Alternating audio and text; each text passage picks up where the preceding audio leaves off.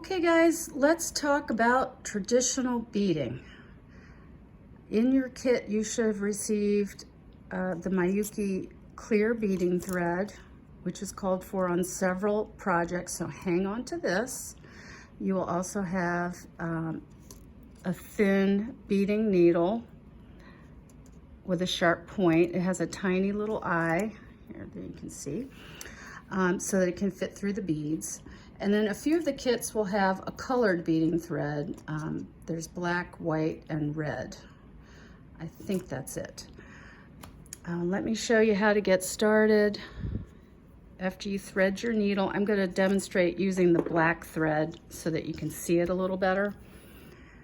To anchor, you're simply going to run your thread, get close to the end here. You're going to make a couple stitches in the area where the beads are going to go. And I'm going to go over, under,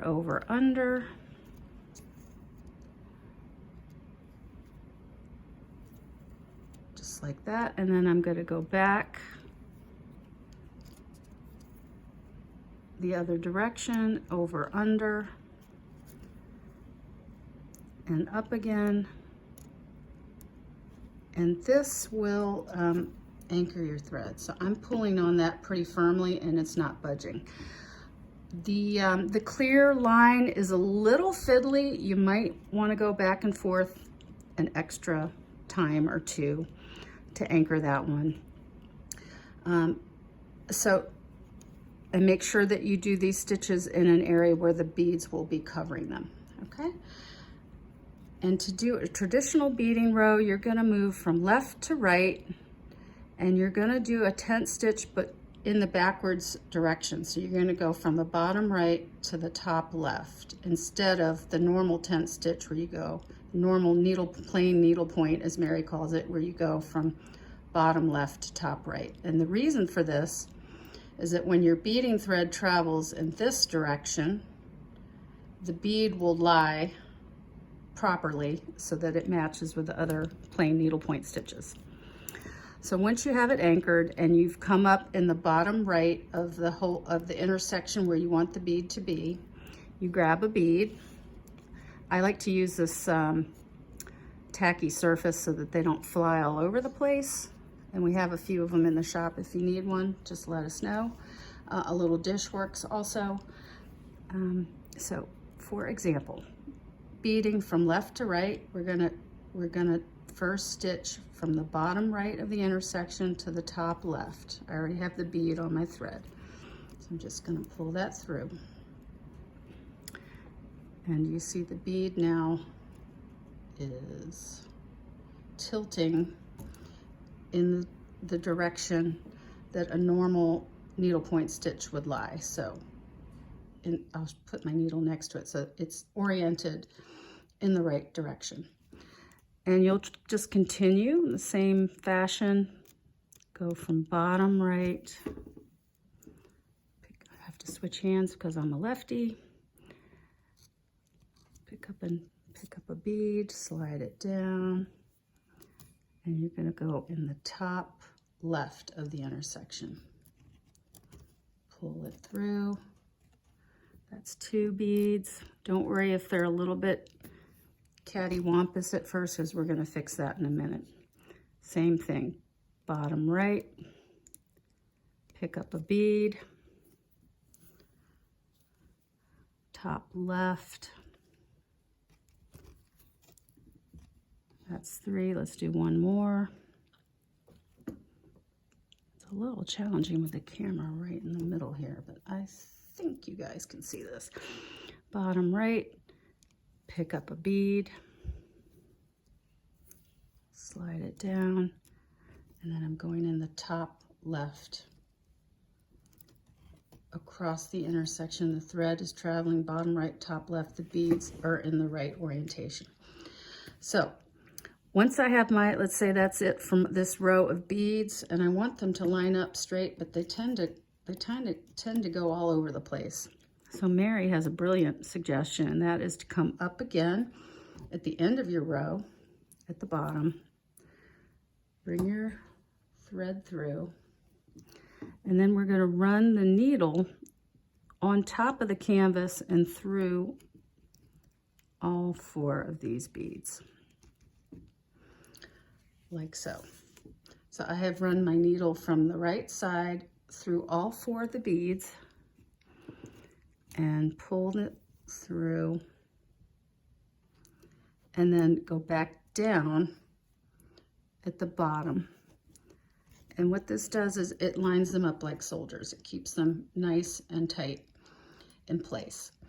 Now, of course, on your canvas, the beads are not always lined up perfectly in rows like this, but when you can, anchor down groups of horizontally placed beads so that they line up nicely. But don't worry about it too much. Let's say if your next bead is down here to the left a couple stitches, that's okay. You can travel down here. What you don't want to do is have your beading thread visible on top of the canvas, so avoid that. You can also mix colors. Let's say you have, on the corgi, you have silver and gold that go side by side, so you can do like one silver and then one gold right next to it. It's not a problem. I'm going to use a couple different colors here.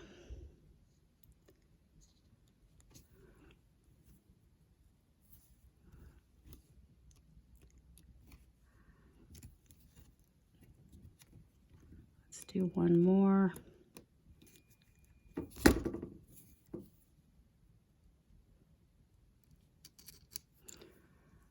Okay. Now, every once in a while, this will probably happen to you because it definitely happened to me. Every once in a while, you'll get a line of beads and you can't get your darn needle through them. Don't try to do too many at once, is my first advice. Also, if a bead is a little bit of a tight fit going in the first place, just get rid of it and try a different one. It can be a struggle. So you want to make sure that your beads are sliding on there easily. Okay.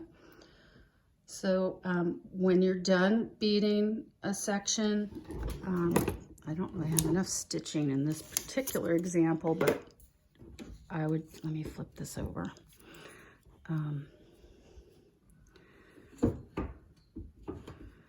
I would just run my needle through several stitches like that, run it through 3 or 4 stitches going one way, and then just to be very sure, I would run it through a couple stitches going the other way.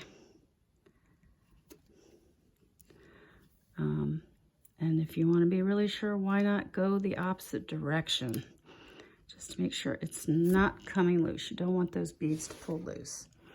And then you can trim your loose threads fairly close to the canvas.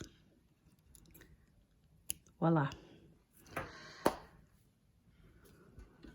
That is traditional beading. Let me take this off of the... Oh, 2 other quick notes. Some of you may be fairly new stitchers that are trying out, this is an adventure for you. I would highly, highly recommend that you get a frame for your pieces. When you're doing decorative stitches, it can be a problem if the canvas gets out of shape, so the frame just keeps everything lined up nicely. So if you haven't embraced stitching on a frame, now is probably a good time to do it.